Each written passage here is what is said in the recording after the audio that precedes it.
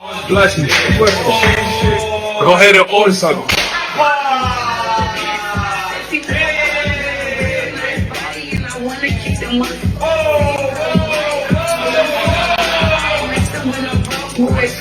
I'm looking for a pretty ghetto song with some ass. Feel like she just hopping off the bed. But go ahead, cause yo, she can stand me. I ain't leaving no damn.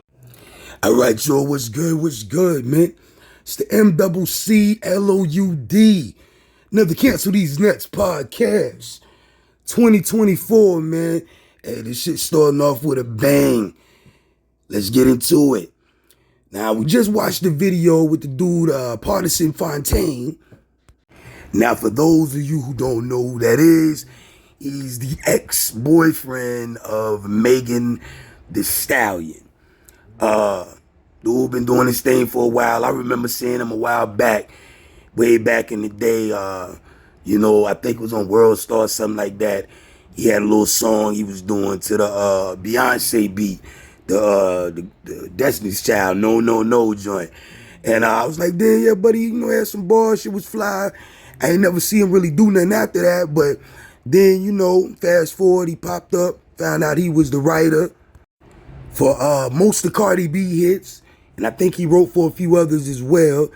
Basically a ghostwriter, so all the Cardi B fans out there that love Cardi B, and she don't write any of her music, he is the reason behind, I believe, most of her hits.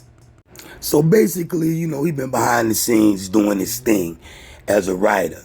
So we all know about, again, this highly publicized relationship with Megan Thee Stallion and all the BS that kind of went on during their relationship. Shout out to Tory Lanez. Hope you're holding your head up. Again, another black man that was brought down for dealing with this particular woman, Megan Thee Stallion. So during that time, Partisan was very supportive of Megan Thee Stallion. You know what I mean? He was riding for her, going against all the naysayers or the people that didn't believe she got shot or the people that didn't believe that she was messing around with Tory Lanez. Partisan was going super hard, like he wanted to see niggas and all that, for talking about his old lady.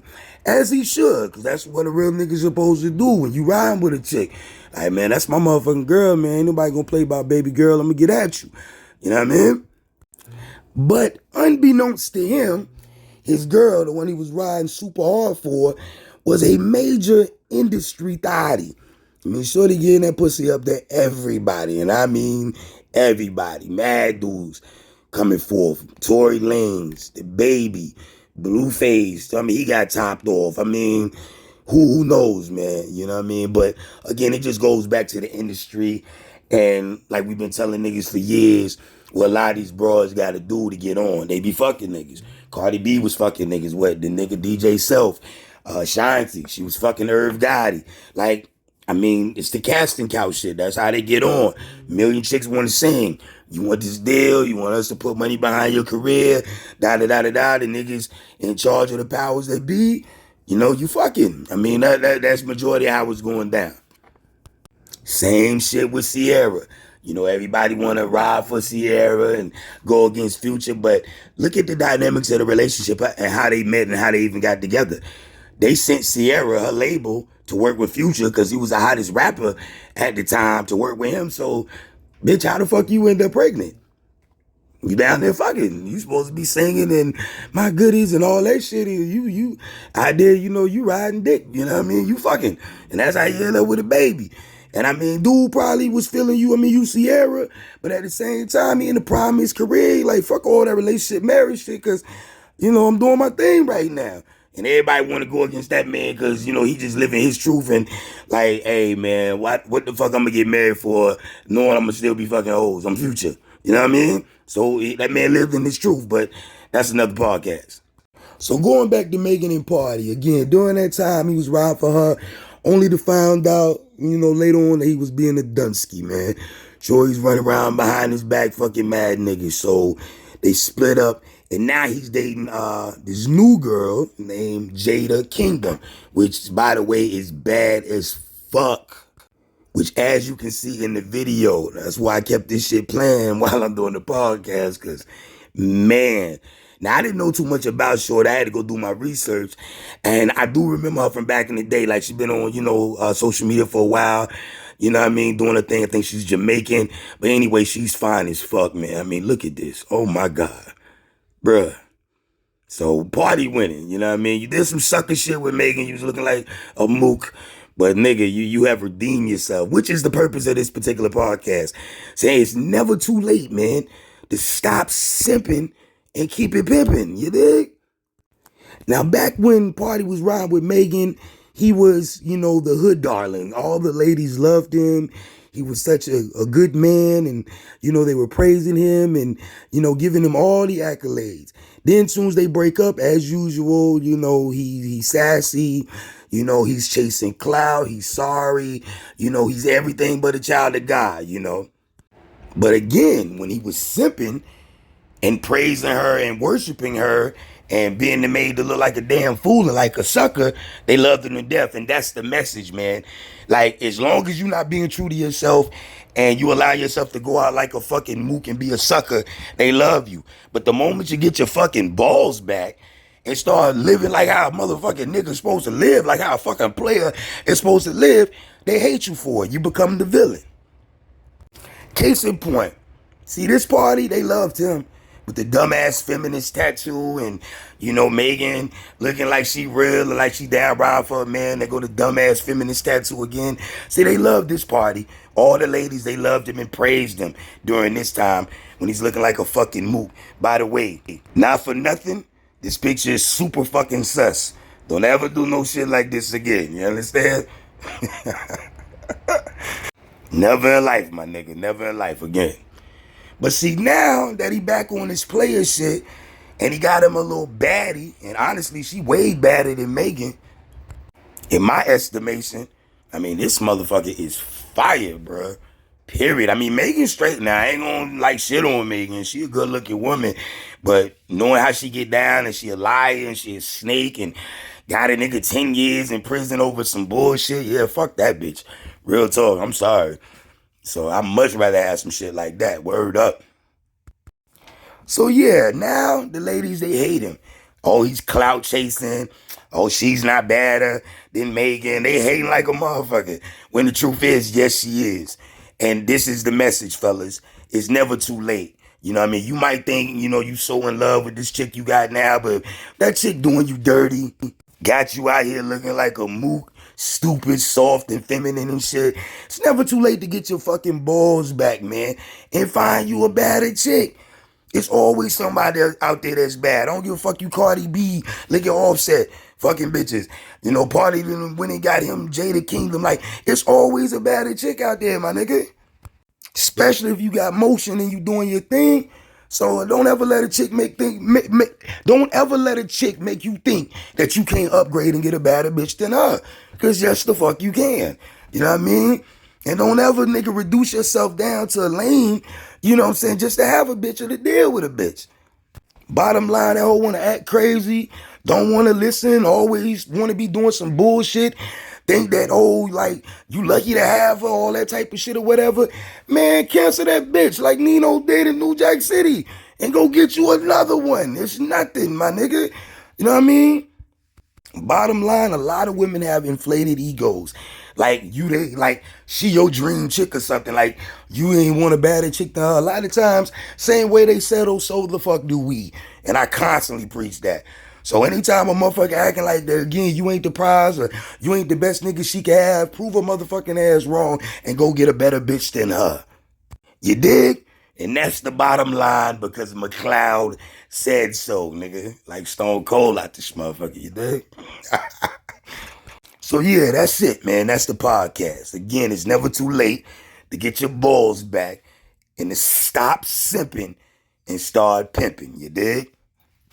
Now let's take a moment, man. Slow motion just to admire the gorgeous Miss Jada King. I mean, look at that. Oh my God. Bruh, Party, you winning right now, my nigga. Don't fuck it up, son. Word up. And don't go back on that feminine soft shit, man. If shorty, you know what I mean, be a fucking man.